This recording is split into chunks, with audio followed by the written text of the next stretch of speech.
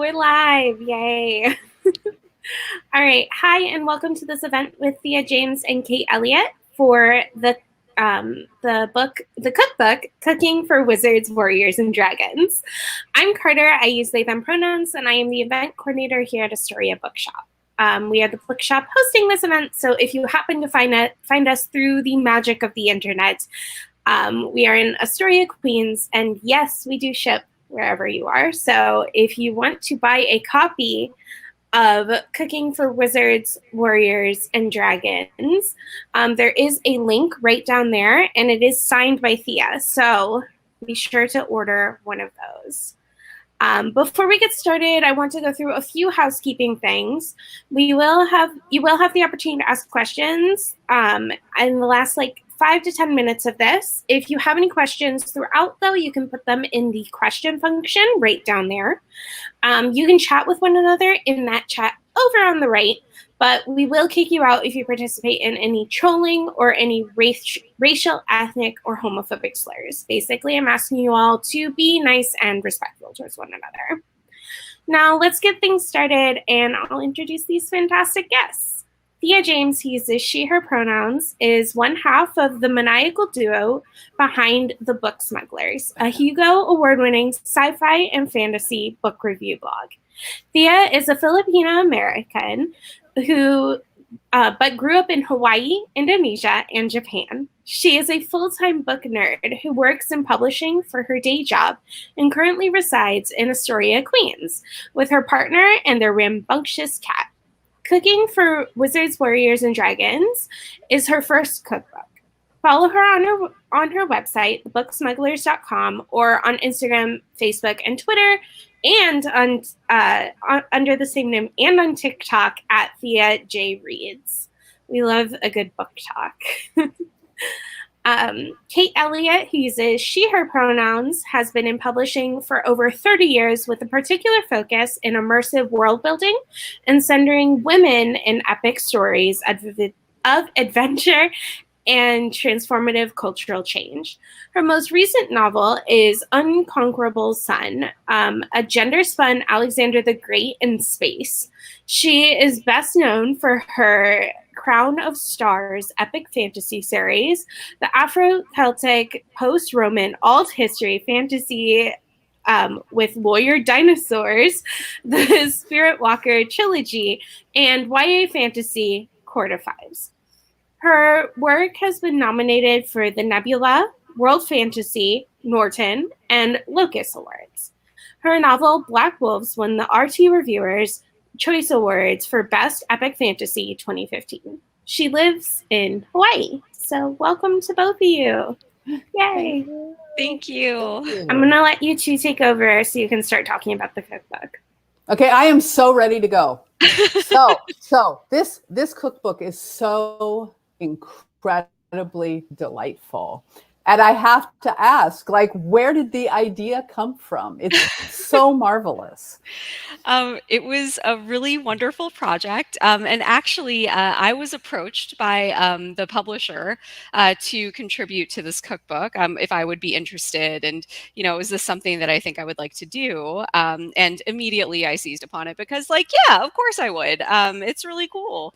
And basically, I spent the last year doing research, which really meant I just got to reread all of my favorite books and annotate and flag, and had basically a full free reign to pick and choose and really shape what the concept was and how I wanted it to be delivered in the end. So it was a really fun journey, and lots of different steps along the way where I tried to cook certain things that didn't work, and had some ideas that were maybe too ambitious, and ultimately came up with sort of a more traditional style cookbook, but lots of different diverse fantasy worlds encapsulated within.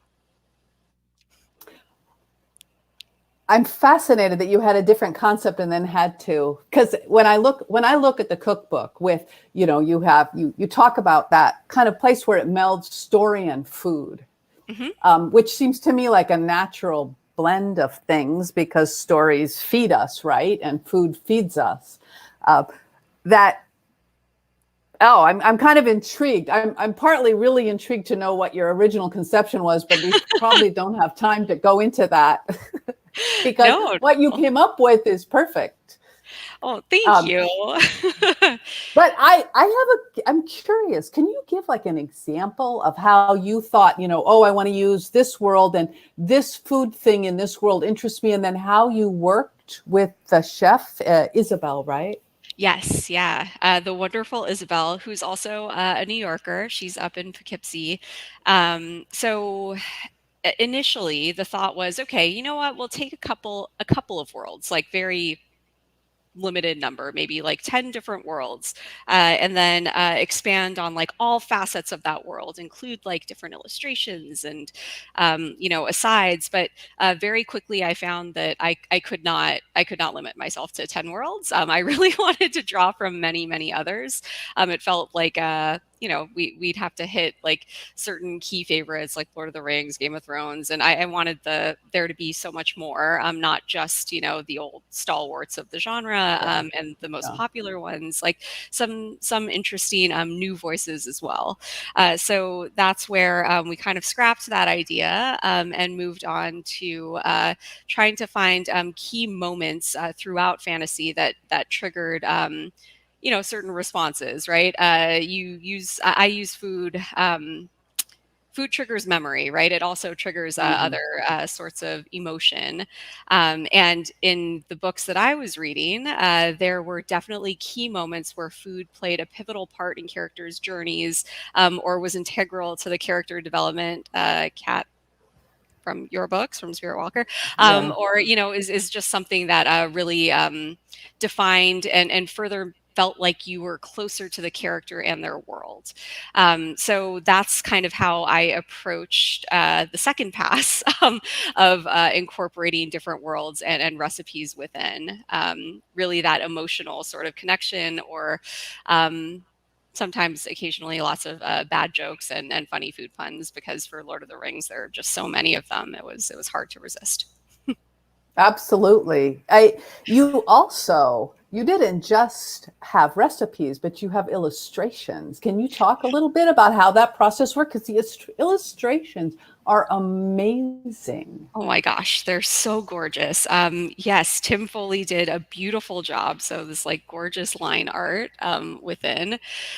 So for these different illustrations, we got to choose certain key recipes, right? And from those recipes, sort of concepts, right? So, for example, with the fifth season, and N.K. Jemison's like beautiful work, there were choices like, should this be a landscape sort of choice? Should this be really focused on the food?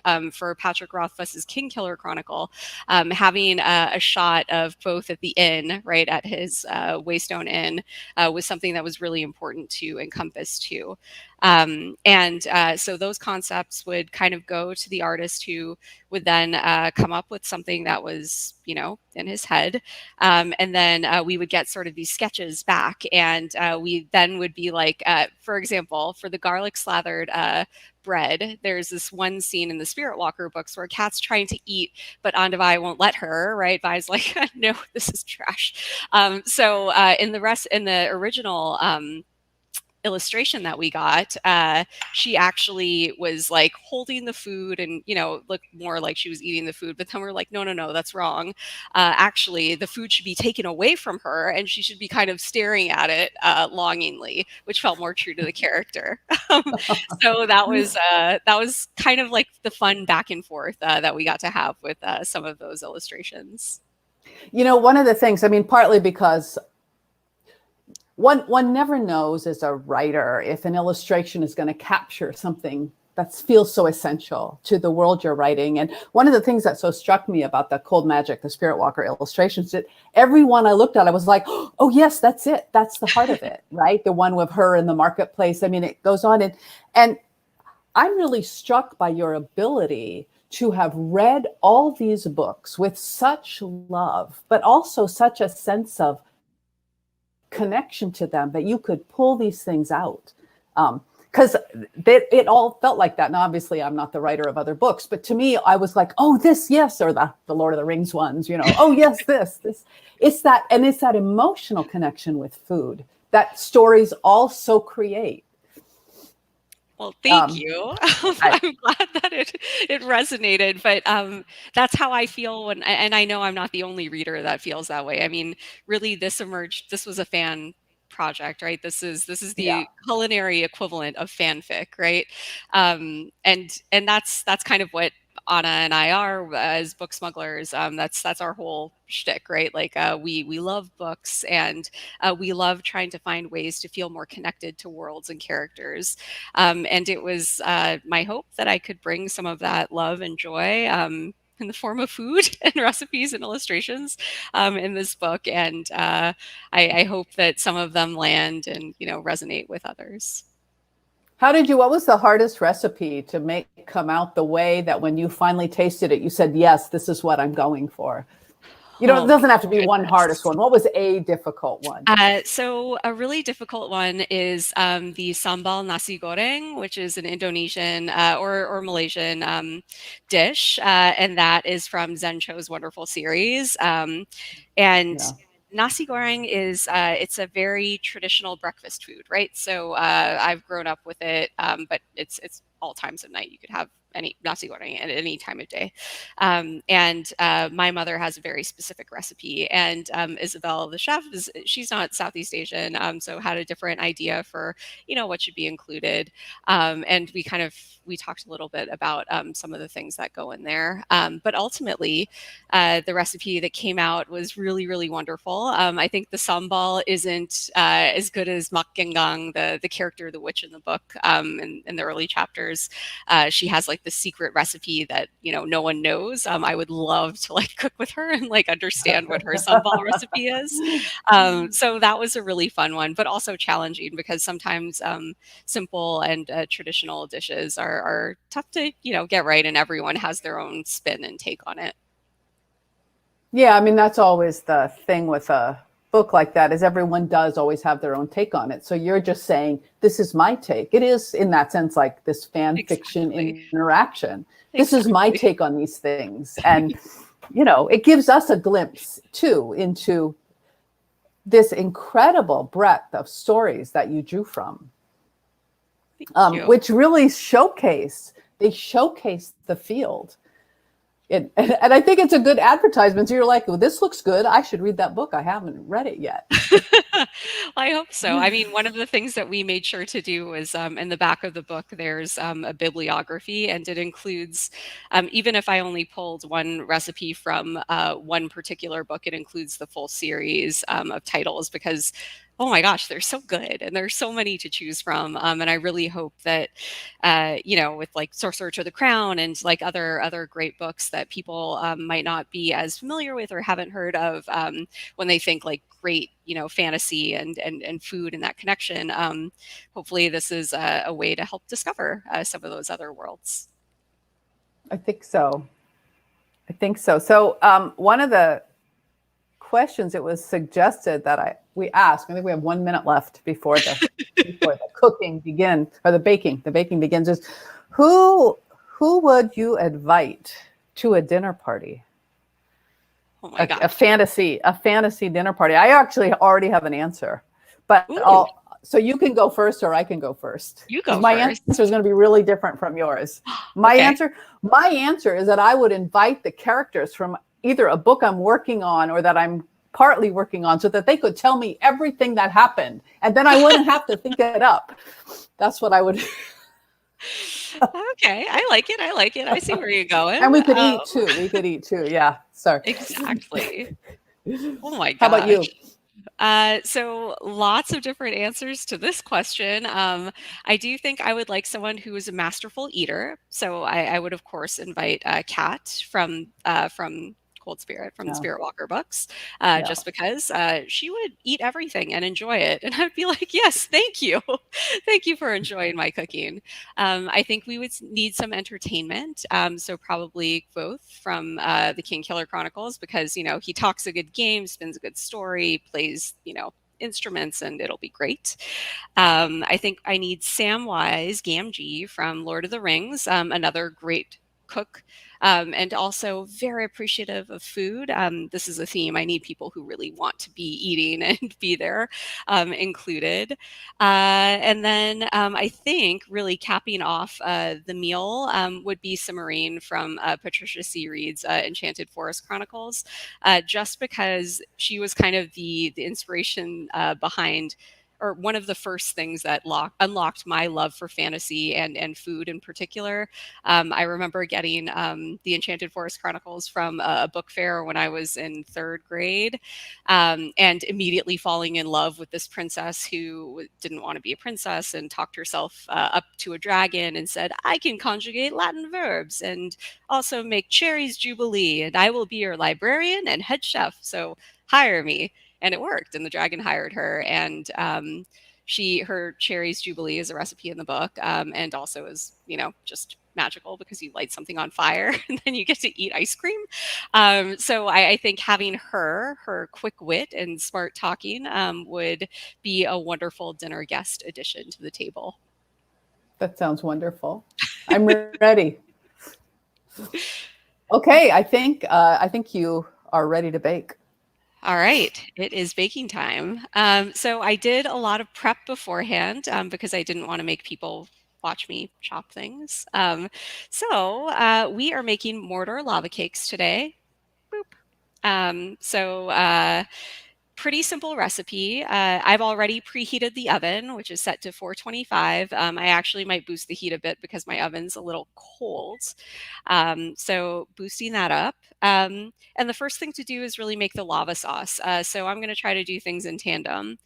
So the lava sauce, of course, is strawberries and sugar and a little bit of lemon and some vanilla. So I'm going to put those things on and hopefully not drag the computer with me, because I've got the headset. So sugar, bowl, strawberries, combine. Really simple, and it's going to sit on the stove and simmer for about 10 minutes until it thickens. And if you're making this too and you want it to be a little thicker, you can always add cornstarch dissolved in water at the end if you want a thicker sauce. So I'm going to turn that on to low. Kate, I'm a little disappointed that you're not cooking with me right now, but that's okay.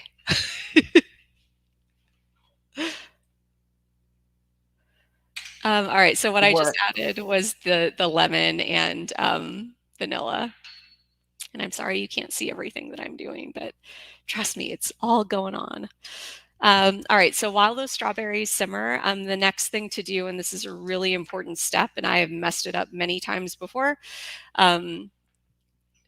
got these little ramekins, right? So you can also use a muffin tin if you want to, and you don't have like these little dishes. But if I do recommend getting these. They're not too expensive, and you can make creme brulee with them. You can make all kinds of things with them, and they're also just really good little containers. But next step, really important, is to grease these and then dust them with flour or cocoa. Just because you want these cakes to pop out. And if you don't grease them, it's going to be real hard and your cake will get all gooey and go everywhere. So I've melted a little bit of butter, got a little basting brush. So I'm just going to go inside. This is really weird.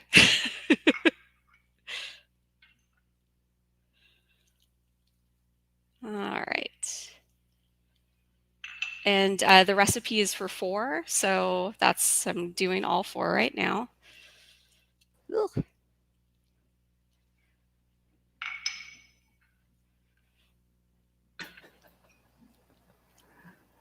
All right.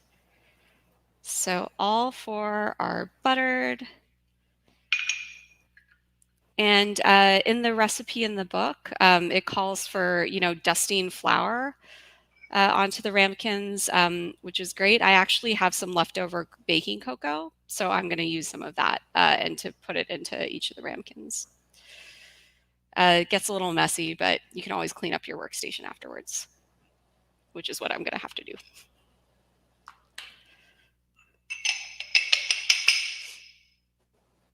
Get a nice dusting.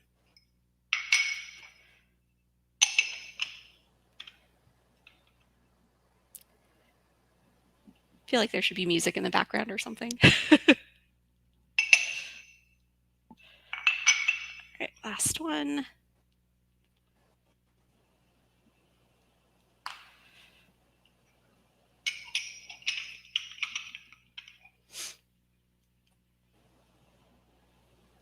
Okay. So we've got all of these nice and dusted and coated. All right. I'm going to check on my strawberries, see how they're doing. Looking pretty good.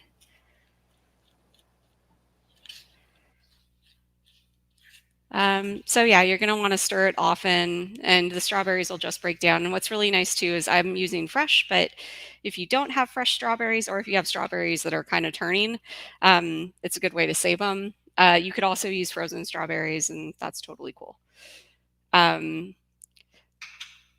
The way that Isabel and the recipe in the book have it is, you know, we're just using chunks. We're not actually going to blend or puree the strawberries at the end, but you can do that as well if you want to and you like a smoother sauce. I like a chunky sauce, so we're going to keep it chunky. Okay. Moving on. So next step is to make the chocolate and melt it. So you should use a double boiler. You don't really need anything too fancy, just a pot and a mixing bowl that can go into it. What's most important is the level of the water within the pot should not, you know, be touching like the bottom of the boiler. You want it to be a really gentle, low heat. So I'm going to start melting the chocolate now. Right. And again, as with the strawberries, you got to stir pretty frequently. So I'm going to let that stir a bit. Okay. So other things that we'll need, a whole bunch of butter, a whole bunch of sugar, and some flour. So I've already pre-measured everything. It's all sitting out here. But I'm going to melt the butter in with the chocolate once that starts to get a little more melty. And then I'm going to transfer everything to a different bowl and blend in the flour, the eggs, the salt, and some vanilla. Pretty easy, really basic ingredients. Right. I'm going to toss in this butter.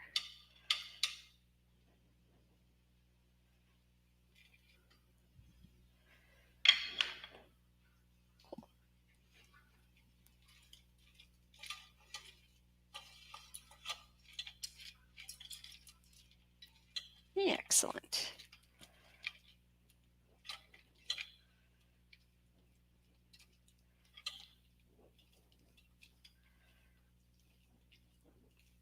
And the recipe calls for unsweetened or dark chocolate. I'm using a mix of cacao and semi-sweet chocolate chips. So, yep, totally up to you, up to your tastes and how you want to make it all happen. All right, so that chocolate's getting nice and melty.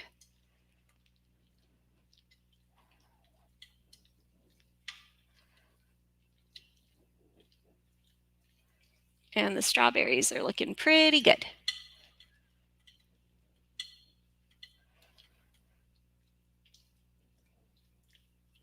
Lots of stirring.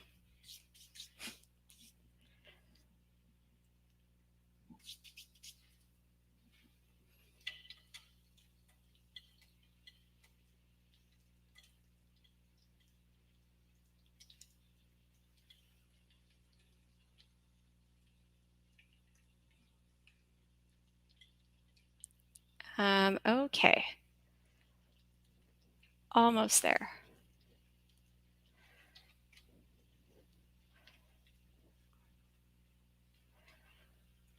All right, And then the other things that I have over here are just a mixing bowl and a whisk.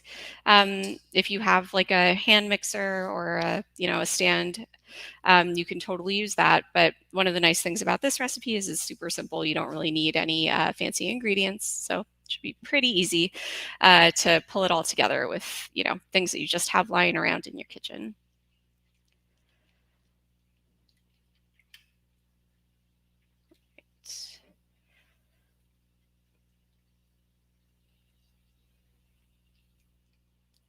Strawberries are looking good. Woo.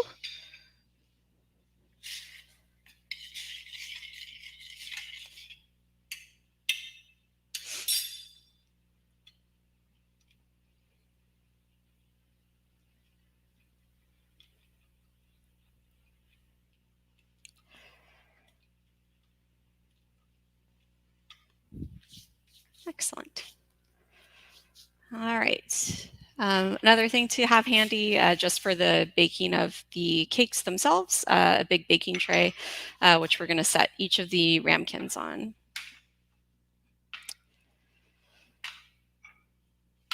And I'm just going to set that aside.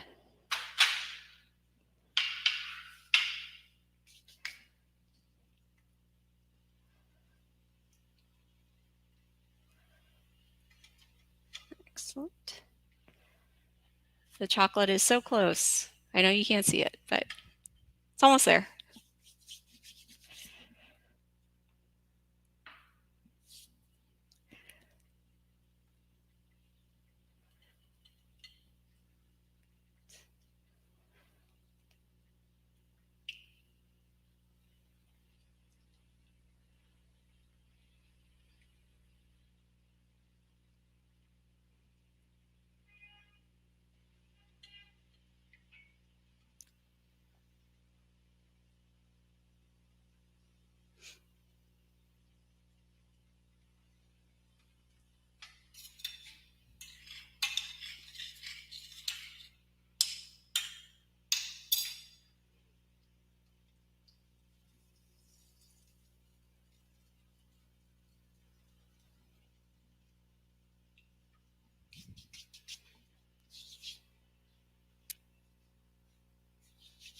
And as with potion making, baking, just got to be patient and wait.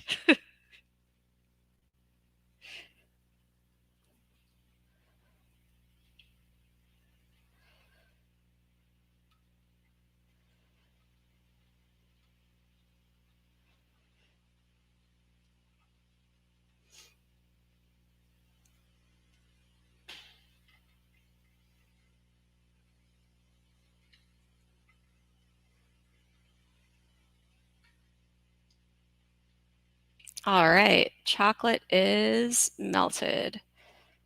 So, almost smooth. All right, so what I'm gonna do is I'm gonna remove this from heat. Just gonna show the chocolate looks like. Ooh, nice melty chocolate. And I'm gonna transfer it to a mixing bowl, just down here. And I'll lift everything up.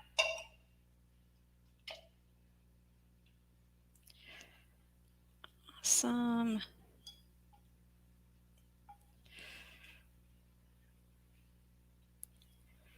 All right.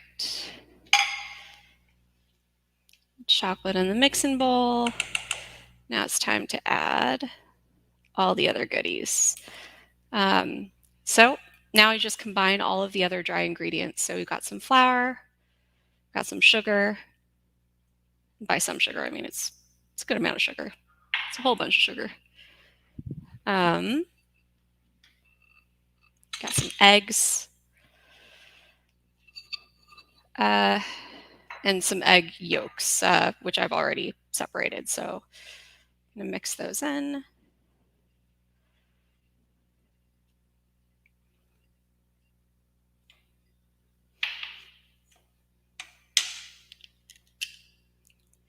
So it's 2 eggs and 3 egg yolks.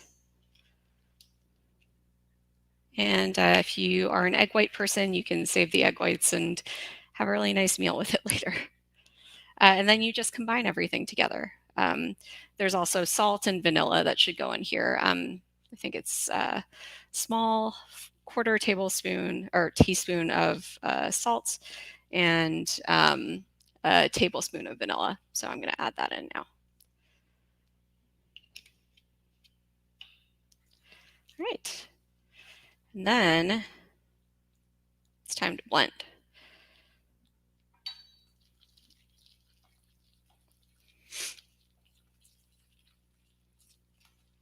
And this is where if you have a hand mixer or a paddle stand, or paddle attachment rather, or whisk attachment on a stand, that'd be very helpful, but the workout's also good. It's more gratifying at the end if you kind of sweat for it.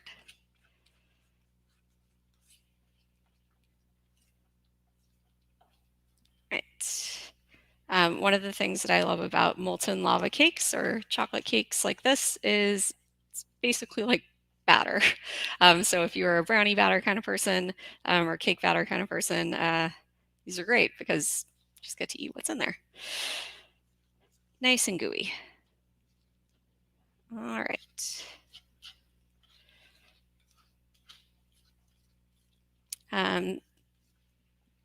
So whipping all of that together, got a nice batter.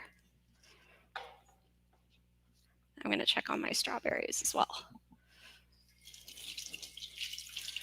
See how those are looking.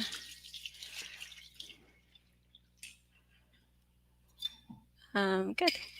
So you'll see the sauce starts to thicken, the strawberries break down. You get kind of a syrupy sauce, which holds up really well if you have like a mason jar, keep it in the fridge, or last for a good amount of time. Okay. All right, so my batter's looking pretty good. Combined all my ingredients. So now, next step, pretty easy. It's spooning it into each of the ramekins. So I'm going to use my spatula again. And these are the ones that we had pre-dusted and buttered. So I'm going to start pouring them in and try to get an equal amount of batter into each of the different little ramekins. Or muffin tray, if that's what you would prefer to use.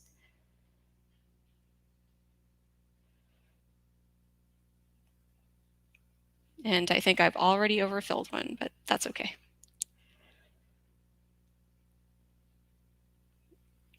It's 2.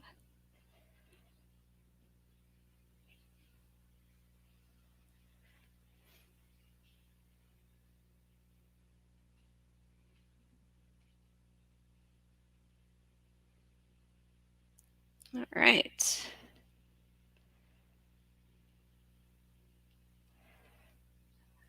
Excellent.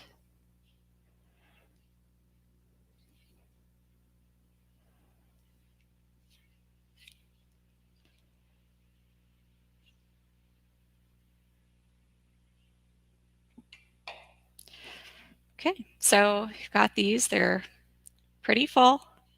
All of them are sitting on this baking tray, which will go into the oven. So it depends on, your oven, if you know it really well or not. I'm going to pop all of these into there. Then I'm going to set a timer. Like I said, my oven's a little colder and a little slow, so it probably takes a little longer for these to come out. I'm going to set a timer for 13 minutes. And yeah, like with some cakes, right, you do the toothpick test, but these you wouldn't do that to. They should be gooey in the middle and you don't want to overcook them. So if your oven's a little hot, you'll want to check on them a little more frequently just to make sure you don't dry out the middle. And while I wait for that to happen, I'm going to check on my strawberries again. If you'd like, we could go through some audience questions while it bakes. Awesome. That would be great. Yeah, let's do it. Let's do it. All right. So Casey asked, what do you think is the hardest recipe in the book? Oh my gosh. There are some tough ones in there. So some like elaborate recipes. So for me, I'm not a very good structured kind of baker. So in one of the feasts at the end of the book, there are several different feasts. In Renly's tournament feast from the Game of Thrones series, Marjorie has puffed cream swans, which I don't think I could ever construct. I would try, but they would be really sad, like kind of falling over puffed swans. I'm not a very good Sleeping swans. They would be sleeping swans, right? exactly. But man, It's just Isabel, how you brand them. It's how you brand them. That's all that matters. exactly. They're supposed to look like that. What are you talking about? Great. I love that. Are there any updates on the strawberries? Strawberries are looking good. So again, up to you, however much you want them to break down. This is looking pretty tasty to me, and I'm not going to thicken with cornstarch because I like the natural consistency and I like it a little lumpy. Also, if you're like a rhubarb fan, you can mix some in there too. Oh. Yeah, very yummy. And the lemon also brings out like that nice tang. And yeah, so we're looking pretty good on these. I think I'm going to let them simmer for a little bit longer and then pull them off to let it cool. But really yummy. I'm actually going to try a little bit right now. And Making since us I'm all only very hungry. I'm just realizing it smells really good in that kitchen right now. Oh, yeah. Oh my gosh. Yep. I'm breaking all the rules. I'm just sampling everything just because, you know, it's just me. So it's fine. There are no rules. This is your event. Exactly. All right. Someone who doesn't have a name that I see here. Oh, I hovered over it. It says Penny. Did you find cookbook writing different than other writing that you have done before, like blog writing?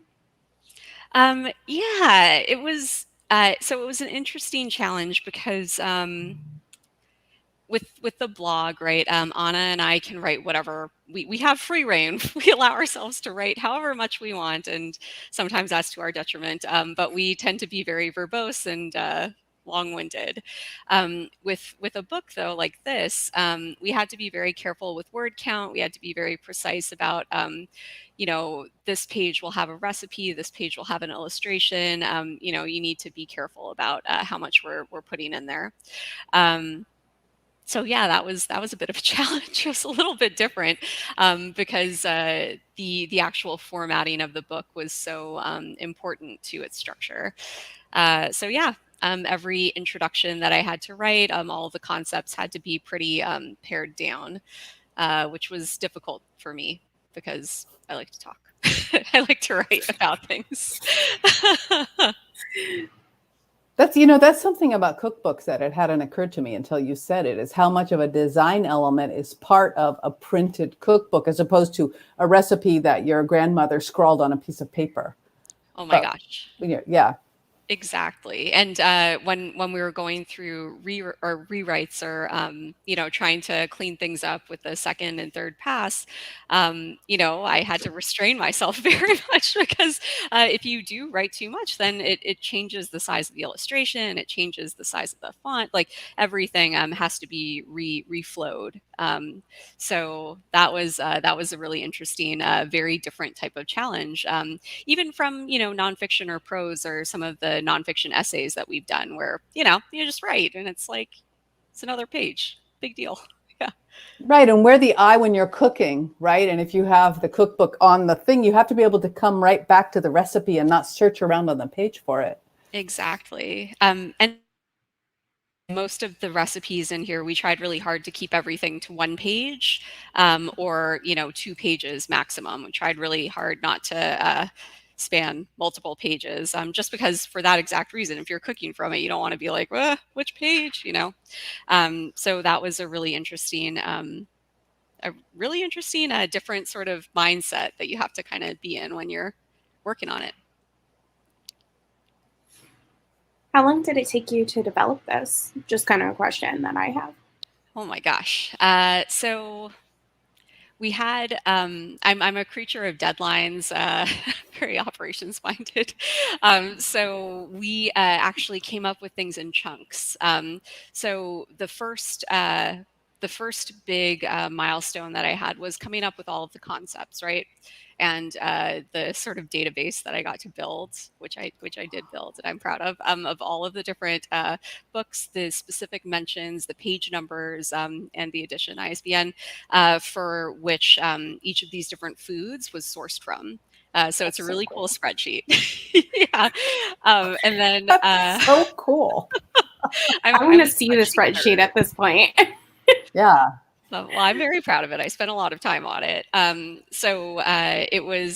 That was sort of the first piece of work. And from that, I also tried to highlight, not every dish in fantasy books is based on, a cow or a goat or a chicken or a mushroom, right?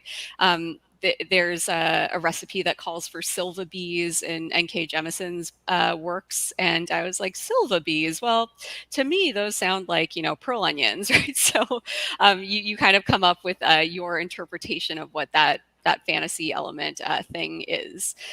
So in my spreadsheet, I put in what the main ingredient probably was, if it was a breakfast, a lunch, a snack, a dinner, a drink, or a dessert, or part of a larger feast, which was another really fun addition that came near the end. So with that piece of work was due mid-year last year in 2020. Wow, it feels like 15 years ago, but that's where all of that work had to be done. And then, there were different yardsticks beyond that. So once the initial recipes and concepts, we went back and forth, like, is this too many fish dishes? Like, I love seafood, so there's no such thing as too many fish dishes. And then, we kind of went from there. And then I had to deliver different parts of the book in different stages. So I think the first thing that I had to work on actually was one of the hardest ones, the suppers, right? So any of those big meals, I had to turn in sort of my first draft of all of the different concepts and the recipe introductions. And at the same time, Isabel was given all of the concepts. She was working at the same time to try to come up with the recipes that fit the introductions that I had given. And then all of those things came together. We had a little time to go back and forth and talk about, oh, is this right? Does this work? Does this not work? And, then we'd move on to the next piece. So it was a very structured sort of workflow, which is great. That's how I work best. So I loved it. Were the illustrations done concurrently or at a specific phase? Afterwards, yeah. So it was Okay. Isabel and I would be working on a particular section, and then when we were done with that section, the illustrations would come after, reading like my introduction and the food. That's so fascinating to listen about how you organized it. I'm so impressed. I mean, it's all of my publisher. They did an amazing job. So, Kate, did we miss any of the questions that you wanted to ask?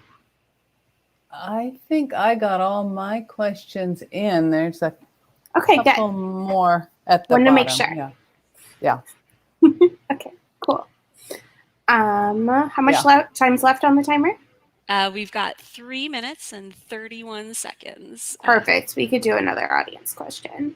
Excellent. All right. Allie asked what your favorite recipe is in the book. Oh my gosh, that's so hard. It's like trying to pick a favorite child.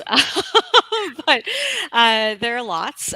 So I think the Sambal Nasi Goreng is one of my favorites, just because it's very near and dear to my heart. I think my favorite feast is purely because of the puns. It is the King's Landing barbecue, in which Daenerys goes full Mad Queen and decides to roast all of King's Landing in her rage, which is really fun. And also, I love barbecuing and smoking. So that's always wonderful. And then actually, the Marsilicos feast from Phaedra No Delany. That's the name of the main character, Jacqueline Carey's Kushiel's Dart, Kushiel's Legacy series. This is a very seafood heavy meal that has squid and lobster, raw diavolo. And I love, seafood and sort of those emotions that kind of go with it. And Phaedra's like this, she's an Anguisette, she's a courtesan, but also a diplomat. And this is a meal that she's like working her magic. So it's kind of very fitting.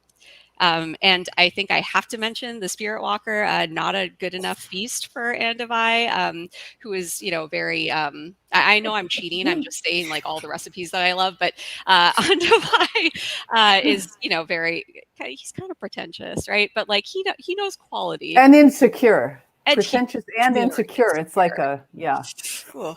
Yeah, it's a vicious cycle. So in one of my favorite scenes in one of the early books in that series, the Cat and Edinburgh are sitting at this very nice inn, and they're getting like this gorgeous 4-course meal. And Vi proceeds to send everything back. Like, this is not good enough. How dare you? So everything is not good enough for him. But actually, the recipes are quite lovely. And I have to say, when I realized you had chosen that as the Spirit Walker feast, I laughed in delight. It was just so clever to use that. Oh my gosh. Well, we should be able to enjoy the food that Kat did not get to enjoy. So. That she did not get to enjoy. But when you talk about this, what's interesting is the food is always linked to the story and the story emotions. And I know we talked about it at the beginning, but it's really striking to me that this cookbook is all about the feelings that reading engenders in us. Anyway, it's exciting. Yeah, I love it.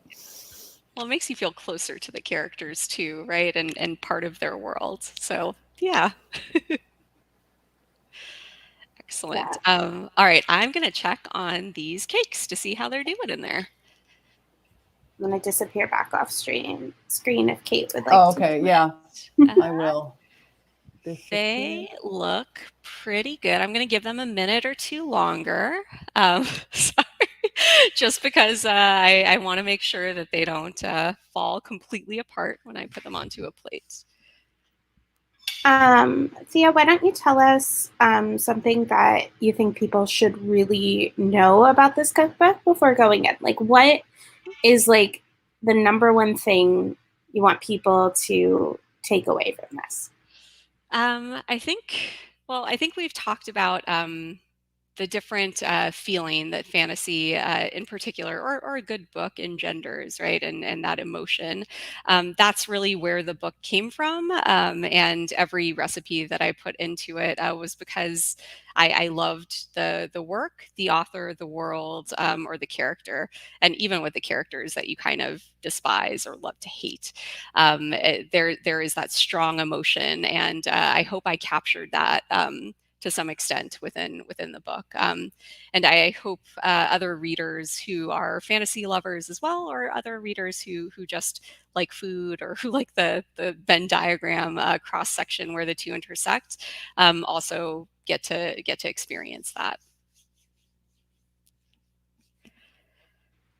All right, and on that note, I'm going to pull out the cakes now. I think we should be all set.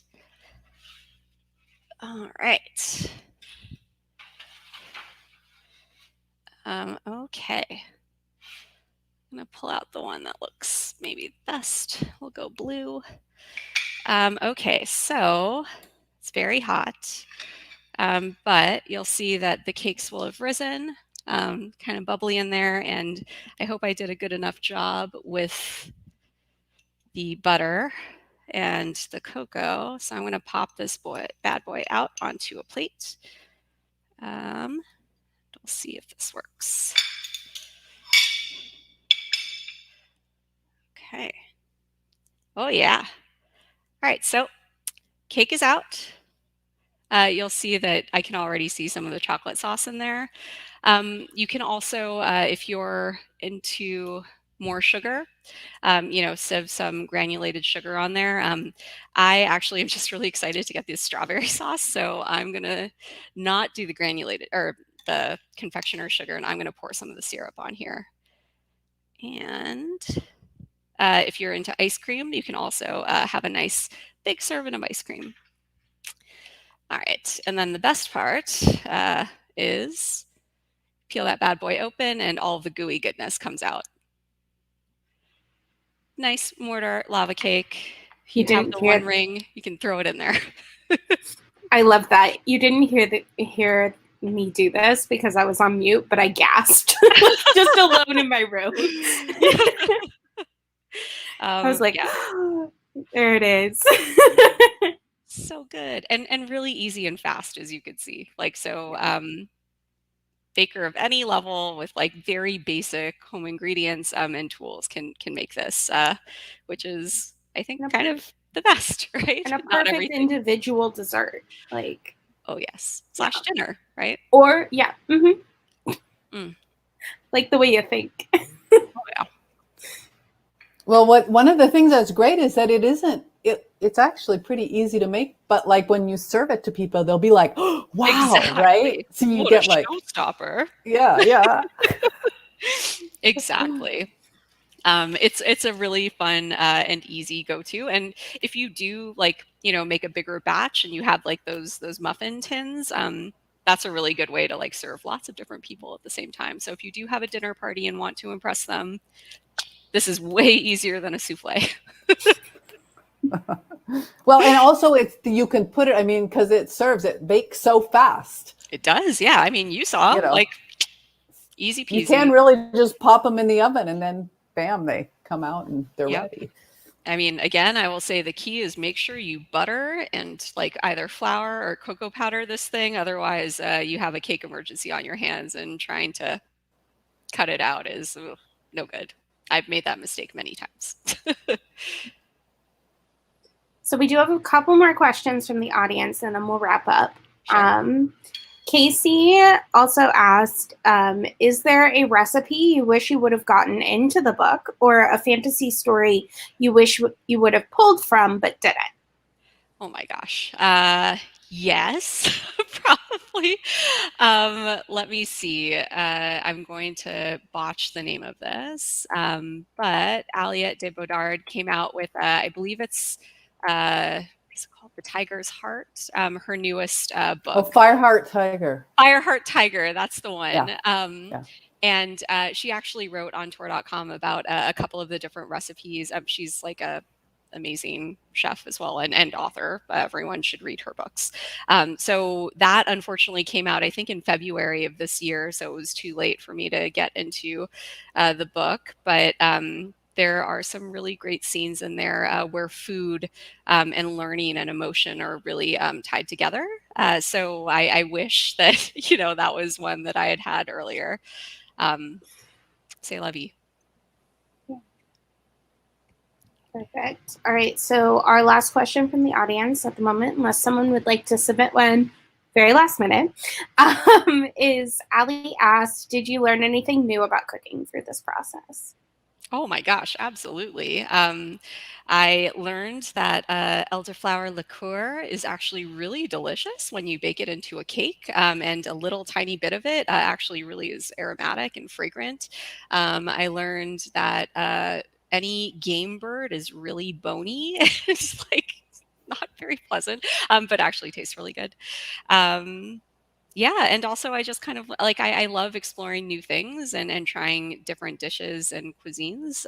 So it was really cool to kind of find real world facsimiles of fantasy world sort of things. And there are lots of different histories of I was trying to be very careful about picking foods that matched sort of the worlds that and backgrounds of those worlds that kind of existed. So, for example, one of the recipes that's in the book is roasted melons, like honeydew melon, which is actually a really great trick if you have like melon that's turning, because no one likes that mushy, like kind of cold, weird melon. But if you put it on fire, if you cook it on a grill, or like burn it in embers, it actually becomes really nutty and delicious, which I didn't know until, this book. But in N.K. Jemisin's Fifth Season, actually, there are like these subterranean mela that Cyan finds and actually cooks while she's on the road. That was an interesting aside, but the reason why I brought up the honeydew is because there are different melons that are indigenous to certain parts of the world and also appear in different places. And the melon that we ended up choosing actually is very prevalent in certain parts of Africa as well as other parts of Asia. So that was kind of like a fun, like different thing, path to go down. That's really cool. Yeah. Yeah. It's something I wouldn't have ever thought about while like looking through a cookbook. So that's super cool. Yeah. Thanks. I found it really interesting. I was like, this is great. Yeah. All right. So before we wrap up, Kate, do you have any more questions you'd like to ask? I just want to make sure. I don't yet. But okay, it's so cool. Great. Perfect. Oh my gosh, thank you so much. Kate and Thea, could you each tell me where to find you on the internet and any upcoming projects you might have? Yeah. I'm mostly on Twitter, Kate Elliott SFF, like science fiction fantasy. And I have a novella called Servant Mage coming out in January with an incredibly great Tommy Arnold cover, I have to say. The cover is so fabulous. I hope the book is good too, but the cover is so fabulous.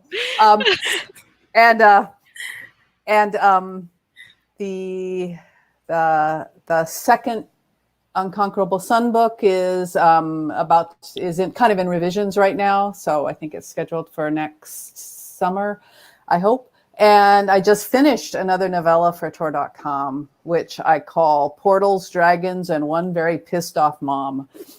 It doesn't have a title yet, but hopefully early 2023.